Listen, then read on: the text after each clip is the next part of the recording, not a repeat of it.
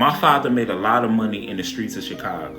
My uncle told me a story where he seen my dad count $200,000 in his face. And he said he was scared for his little brother because he was making so much money that he knew somebody was going to try to take his life one day. In the area that my dad grew up in, every time I came around, everybody loved me. I genuinely felt like a celebrity. I didn't know how my dad was making money, and people would come and tell me stories about how my dad made money, and I'd be like, nah, not my dad. All the stories that I heard of my dad coming up was never told by my dad. It was always told by somebody else. I heard stories like he was one of the biggest, softest teddy bears in the world, but then I heard stories where he was a grizzly bear. And I heard it got ugly for some people. But one thing I always admired about my dad is my dad just wanted me to grow up to be me.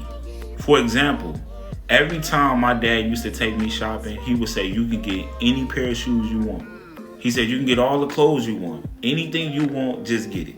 The funny part is, as a kid, I never picked Jordans for some weird reason. So my dad would grab the Jordans and be like, you don't want these? You don't want these 13s? Or he'd grab some retro 6s and be like, what about these? I'd be like, nah, I don't want those. I would get the most colorful felines and be like, yeah, Dad, I want these. And he'd be like, all right, you can get them. The disappointment on his face was like, man, I'm failing my son. But one day my dad took me shopping. He wanted me to dress just like him. So he got me a pair of 13s, right? But they was blue and black. So once me and my dad, we hung out, we dressed alike and stuff like that. I loved it, you know what I'm saying? Because I was my dad's little twin or whatever. I will never forget going to my auntie house and all my big cousins seeing me with the 13s on. When they seen me with the 13s on and I had a whole bunch of money in my pocket, they was just like trying to be my best friends at the time.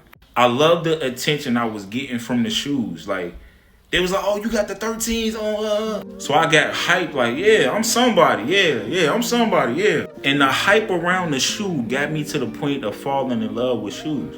So every single time my big cousins get a pair of shoes, I'll look at them and say, okay, now I want those shoes. So I'll call my dad and be like, Dad, I want them shoes. My dad would be like, all right, man, I'm gonna go get the shoes for you. And if it was two colorways, I was getting both of them. And then I would come around my cousins and my cousins would be like, how you get both of them? So now I felt like somebody, right? Now, I get older. Now, I'm trying to be like my dad, but I can't be like my dad, okay? My budget ain't like his back in the day. So a pair of retros came out, right? I forgot if it was some 6s or some 13s. So I tell my son, just thinking about what he gonna do, I say, man, go grab any shoe you want. My son come to me with some shoes I ain't never heard of. And then he come with some shoes that I wanted to disown him as my child. I'm like, bro, we don't do that. We don't do those. For example, he'll be like, Dad, I want these. And I'll be like, Pumas? Bro, what? My son not getting caught in no Pumas, bro. Hell nah. But then his mother had to talk with me and was like, just let him get a shoe that he want, a shoe that he like. So I bit the bullet, and it was hard for me to pay for some Kyries because I would never wear no Kyries. No disrespect to Kyrie. I love you though. But the whole point of this story was a lot of our kids get caught up and trying to be like all the other kids and fit in, right? And as a father, I am happy that I caught myself trying to erase my son's identity just to give him an identity that's going to make him fit in. Because as a kid, I stopped buying a lot of things that I like just to fit in.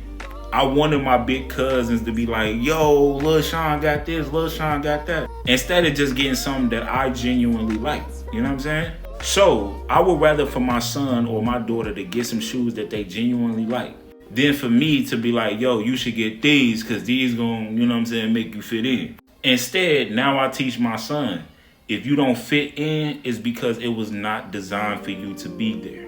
If you gotta be somebody else just to fit in, then that place ain't for you. I'm teaching my son, sometimes it feel like it's hard to fit in, right? Sometimes it feel like it's hard to be yourself. But the best part about being yourself is when you wake up, you will be at peace knowing that you loved for being yourself. But when you do things to fit in, you always gonna have that pressure of not being good enough. But when you know that you good enough, you don't have to fit in. You only gonna fit into the spots that you designed to fit into. So I used to buy shoes like this just to fit in and didn't realize it until I got older.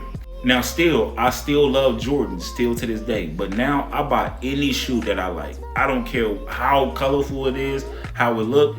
When I like it, I'm buying it. The shoes can be $200, $100 to $150, or less than $20. I don't care. If I like it, I'm buying it. I just wanted to tell that story to encourage people to be themselves.